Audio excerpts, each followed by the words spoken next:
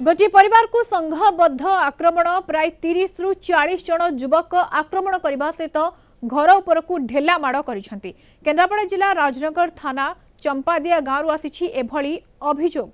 गतकाली विलंबित राति में किछि युवक एक परिवार को आक्रमण कर घर उपर को ढेला माड़ घर झरका एवं बाहर थिबा 3टी बाइक को बाड़े भांगी उत्त्यक्त लोके। अभियोग होइछि 2 जन व्यक्ति स्थानीय दिलीप साहू को गाड़ी चोरी करने को उद्यम करुथिले। धरा पड़ू भूल स्वीकार करी चली जाइथिले। एहा परे होइथिला महाभारत। हठात एकाधिक लोक आसी दिलीप को घर एवं परिवार उपर को आक्रमण करथिले। भयभीत अवस्था रे परिवार लोके वीडियो करी उद्धार पाई निवेदन करथिले। परिवार काली राति 11टा ठारू माने जो अवस्था अच्छा माने देखी होनी आम बंदी करके रखी एठी यात्रा होता यात्रार सब पिला माने आसी आमको एठी बहुत लोग मारी आम पूरा मारणास्त्र करके रही आम घर पर भांगी देती जहाँफल आम थानार सहायता नेले भी सुधा आमको एपर्यंत काली राति आज दिन 9टा बाजिला कौन पुलिस सहायता मिलूनी। बहुत भयभीत अवस्था अच्छे आम घर बाहर पानी मारणास्त्र धरिकी बाहर बसी हाणीदेबू बोली कहते आम कबाट बट भांगी सब माने बाड़ा बाड़ी करके सब ये कहते मारिया आसुँच आमर फैमिली दयाकोर सरकार को आमको साहाय्य करतु। पुलिस भी यार किसी भी माने ये करना पुलिस को बहुत काली राति 11टा पाखु माने चेष्टा कर हाँ जीवु जाऊँ हाँ पठाऊ एमती कहते आसी दिन 9टा फाँका घरे ये छात लुचिक रही दयाकोर सरकार को एतिक अनुरोध फैमिली की बचाते ना समस्त मरीजु। राजनगर रिपोर्टर दौलगोविंद जेना आम सहित फोनलाइन जोड़ी होती संपर्क में अधिक सूचना देवाई।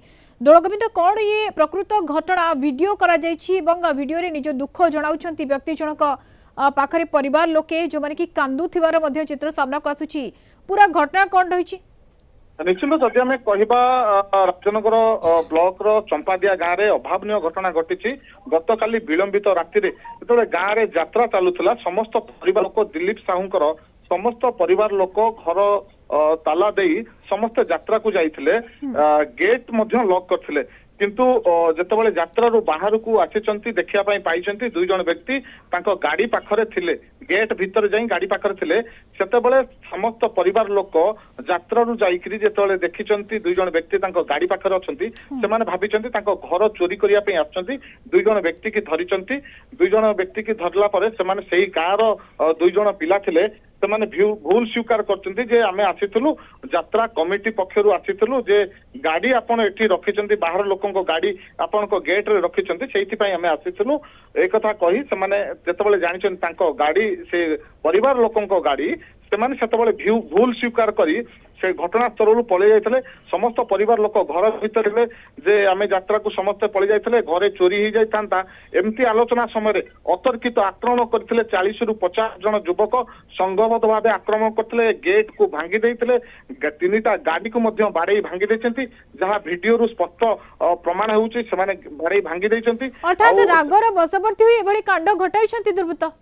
निश्चिंत रागर बस्तवर्ती हुई एभली कांड घटाई। गत काली परिवार 12 जन सदस्य 9 जन वयस्क व्यक्ति एवं 3 जन छोट शिशु से माने घर बाहर को बाहरी पारु नांती। एभली अभावनीय घटना से बाध्य होई वीडियो जारी करछन्ते सेमान को उद्धार करिया पई। वर्तमान जहाँ सूचना मिलुची राजनगर पुलिस वर्तमान तांको उद्धार करिया पई घटना स्थल रे जाइकरी पहुंचीचंती। कारण सबुठ बड़ कथा हला गत काली टू ए पर्यंत माने भयभीत अवस्था गतकाली राति एपर्यंत से भयभीत अवस्था पुलिस आंगुली उठाउछन्ती जे पुलिस किसी कार्यानुष्ठान नेउ नाही एवं आशा करिबा ए दिगरे पुलिस जदि अतिशीघ्र तदंत करिबो एवं सेमानकु उद्धार करा जिवो जो माने एथिरे संश्लिष्ट अछन्ती सेमानक विरुद्ध पदक्षेप नेबो। धन्यवाद दौलगोविंद। सूचना पाई राजनगर रिपोर्टर दौलगोविंद जेना जोड़ी होइथिले हम सहित।